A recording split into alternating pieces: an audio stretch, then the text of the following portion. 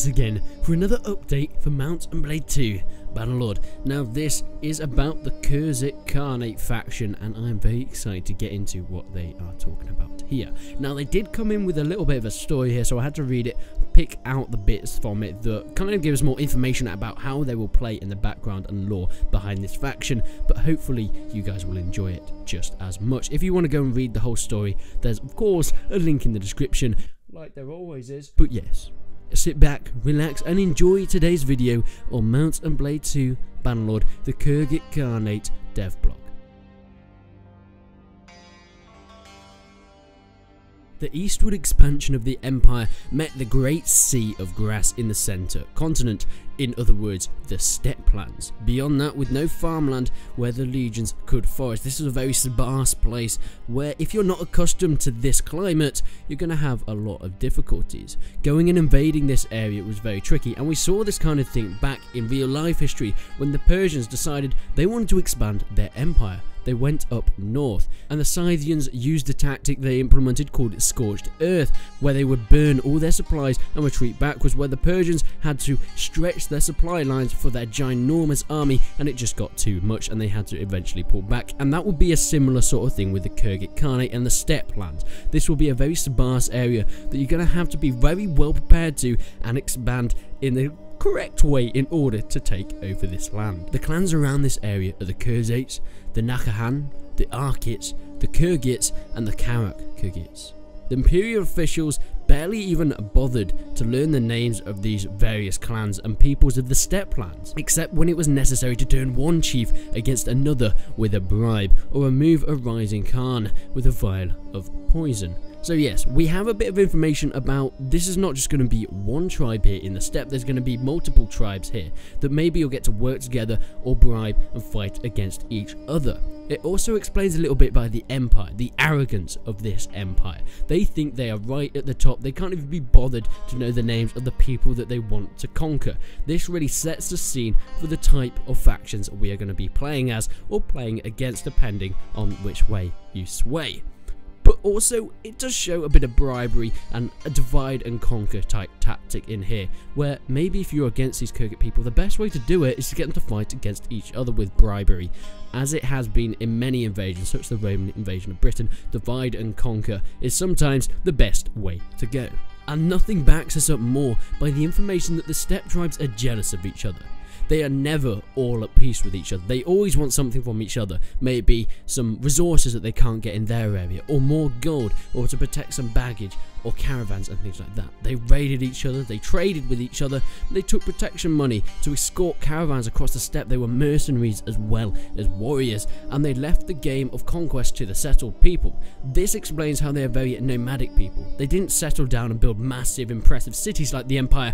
They moved from place to place, setting up camps and taking over like that. And of course that implements more with the Scorched Earth tactic I was talking about earlier. I definitely recommend you read more up against maybe the French invasion of Russia in the Napoleonic Wars, or like I said, the Persian invasion of Scythia during the Persian expansion. The tribes started to push west, and clans actually started to form together, which was something that they hadn't really done before.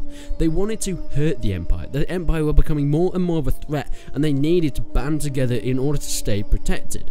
Finally, they managed to crush this unsuspecting imperial force of the Empire, because they met them out in the open. They used things like guerrilla warfare, hiding in plain sight, and ordering plain tactics. So meeting them out on the plain battlefield where they could be surrounded. Horse archers was their main thing, the main battle tactic, and they need to put this strength to use. They used things like the Parthian shot, where horses would shower foes with projectiles, then flee to a safer position, rinse and repeat.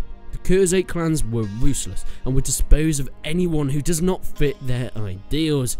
Saying that though, they can be bribed and used as mercenaries to help fight off bigger threats. So not only can they be a massive threat to you, but they can be used to your advantage, as the saying goes, my enemy's enemy is my friend. The Khuzait Khanate draws its inspiration from the steppe people of Central Asia, and Genghis Khan's alliance is probably the best known example. Now that's sort of obvious from where we're going here. There's nomadic people that want to be this horse archer nation that sweep across the land, that can't be stopped unless you use very specific tactics, use their strengths against them. Don't meet them out in open plain. Use their geography against them. Meet them in small passages. For quote from 300, where numbers count for nothing.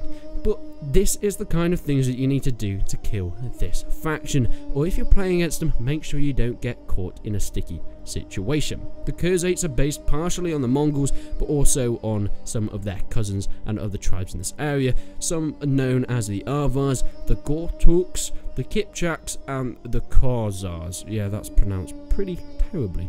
But these were regional powers more than global ones. They weren't this massive Mongol tribe that swept across the whole of mainland. These were more regional powers, so they took little cities and villages and nomadic camps around their area. They didn't make massive names for themselves. Like I said, the Khuzaites' military strength is their horse archers. This is their main asset that they need to put to use in order to win their battle. They combine firepower with mobility.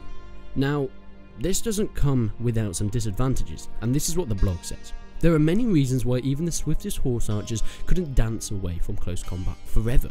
The endurance of the horse and supply of arrows and need to protect baggage or resources and ensure water sources means that they can't just be staying away from the battle, shooting, running away the whole time. They might need to get sticky in close combat.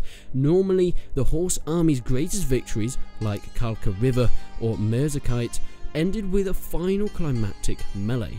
Within this in mind, Bannerlord is working to make control of the battlefield more important, so that skirmishing is usually a prelude to the clash, and horse archer armies are exciting in both command and fight, which means you're not just going to be hitting and running tactics, you're going to be doing skirmishing before, and that's how Bannerlord are trying to make their AI in working in the battles, and then there's going to be a massive clash in the middle, if it calls for it, of course, in the end. But that is pretty much all we've got for this Bannerlord update. I think this is really good, and I like the story where, yes, it did take me a little bit more time to go through and pick bits out, but I thought it made it much more interesting and gave us a much better background of the Khuzait faction. If you enjoy this, guys, and if you want to see more Bannerlord updates, there's a playlist of pretty much every Bannerlord video that I've done, and you can go and check that out. And of course, as soon as we get Bannerlord news, it comes out pretty much the same day, unless there's something that's gone terribly wrong, like I've lost a leg or my dog has eaten a chicken. But anyway, guys, I hope you enjoyed the video, and until then, I will see you in the next one.